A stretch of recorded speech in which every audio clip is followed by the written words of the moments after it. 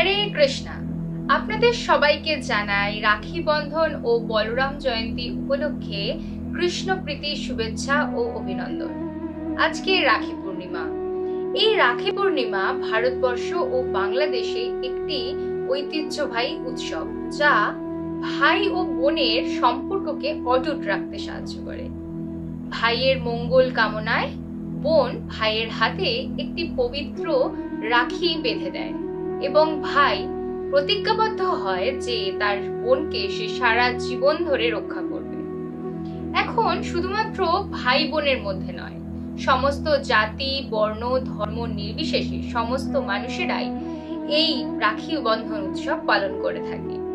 এখন আমরা জানবো এই রাখি বন্ধনের সূচনা কিভাবে হয়েছিল। মহাভারত অনুসারে আমরা জানি ভগবান শ্রীকৃষ্ণের ভগ্নী হলেন সুভদ্রা মহারানী। অপরদিকে দ্রুপদ রাজের কন্যা পঞ্চপাণ্ডবের স্ত্রী দ্রৌপদীও শ্রীকৃষ্ণকে বড় ভাইয়ের মতন ভালোবাসতেন। শ্রীকৃষ্ণ তাকে বোনের মতন স্নেহ করতেন।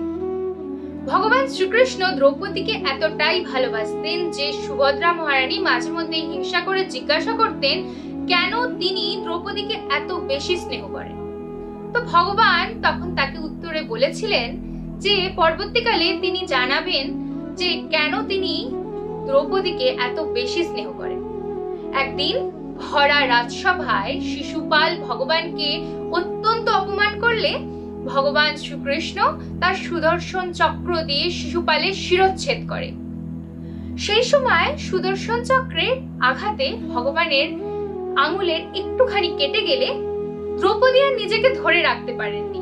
তিনি তৎক্ষণাৎ তার বস্ত্র, মহামূল্যবান বস্ত্র ছিঁড়ে ভগবানের হাতে বেঁধে দেন যাতে রক্তক্ষরণ বন্ধ হয়।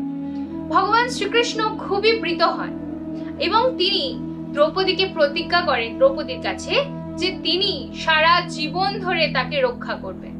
পরবর্তীকালে যখন পাণ্ডবেরা কৌরবদের কাছে পাশা খেলায় হেরে যায়, তখন দুর্যোধনের আদেশে দুঃশাসন দ্রৌপদীকে ভরা রাজসভায় নিয়ে এসে বস্ত্র হরণের চেষ্টা করে, কিন্তু দ্রৌপদী তৎক্ষণাৎ ভগবান শ্রীকৃষ্ণের চরণে শরণ করেন এবং ভগবান তৎক্ষণাৎ সেখানে উপস্থিত হয়ে দ্রৌপদীর লজ্জা নিবারণ করেন।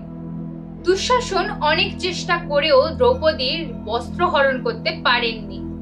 এইভাবে ভগবান শ্রীকৃষ্ণ দ্রৌপদীকে দেওয়া তার প্রতিজ্ঞা রক্ষা করেন।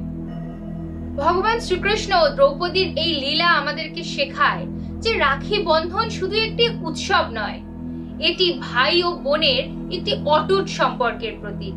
এছাড়াও শাস্ত্রে আরো একটি লীলা রয়েছে। প্রহ্লাদ মহারাজের পিতামহ বলি মহারাজের দান বীরতার কথা আমরা সবাই জানি, কিন্তু বলি মহারাজ ছিলেন রাক্ষস কুলোদ্ভূত।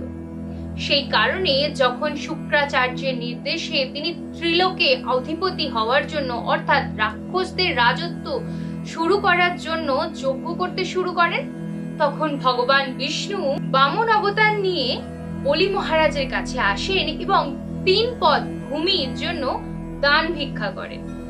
বলি মহারাজ যখন এই দান দিতে প্রতিশ্রুতিবদ্ধ হন, তখন ভগবান এক পদে স্বর্গলোক, এক পদে পৃথিবীলোক ও আরেকটি পদে বলি মহারাজের শিরে স্থাপন করেন। বলি মহারাজের এই দান দেখে ভগবান অত্যন্ত প্রসন্ন হন এবং তিনি বলি মহারাজকে পাতাললোক অর্থাৎ পাতাললোকের সুথলপুরীতে রাজত্ব করার নির্দেশ দেন। পরিপ্রেক্ষিতে বলি মহারাজ ভগবানের কাছে প্রার্থনা করেন যেন ভগবান তার সুথলপুরীতে দ্বারপাল হিসেবে রয়ে যান। এদিকে বৈকুণ্ঠে ভগবান প্রত্যাবর্তন না করায় লক্ষ্মী দেবী অত্যন্ত বিচলিত হয়ে পড়েন। তখন লক্ষ্মী দেবী স্থির করেন যে ভগবানকে তিনি বৈকুণ্ঠে ফিরিয়ে নিয়ে আসবেন। তখন লক্ষ্মী দেবী একটি দরিদ্র ব্রাহ্মণীর বেশ ধরে বলি মহারাজের কাছে উপস্থিত হন এবং শ্রাবণ মাসের পুণ্য তিথিতে বলি মহারাজের হাতে রাখি বন্ধন করেন। তখন বলি মহারাজ অত্যন্ত প্রীত হয়ে বোনকে কিছু উপহার দিতে চাইলে লক্ষ্মী দেবী তার স্বরূপে প্রকট হন এবং বলি মহারাজের কাছে ভগবানকে বৈকুণ্ঠে ফিরিয়ে নিয়ে যাওয়ার জন্য প্রার্থনা করেন। বলি মহারাজ তাকে ভগবানকে প্রত্যাবর্তন করে দেন এই থেকেও রাখি বন্ধনের সূত্রপাত হয়েছিল। এটি একটি সুন্দর লীলা, যার মাধ্যমে ভাই ও বোনের একটি সম্পর্কের অটুট প্রতীকী আমরা দেখতে পাই। এইভাবেই রাখি বন্ধনের মাধ্যমে সমস্ত ভাই বোনের সম্পর্ক সারা জীবন ধরে অটুট থাকুক। ভিডিওটি ভালো লাগলে অবশ্যই চ্যানেলটিকে সাবস্ক্রাইব করবেন এবং একটি লাইক, শেয়ার ও কমেন্ট করে যাবেন। হরে কৃষ্ণা।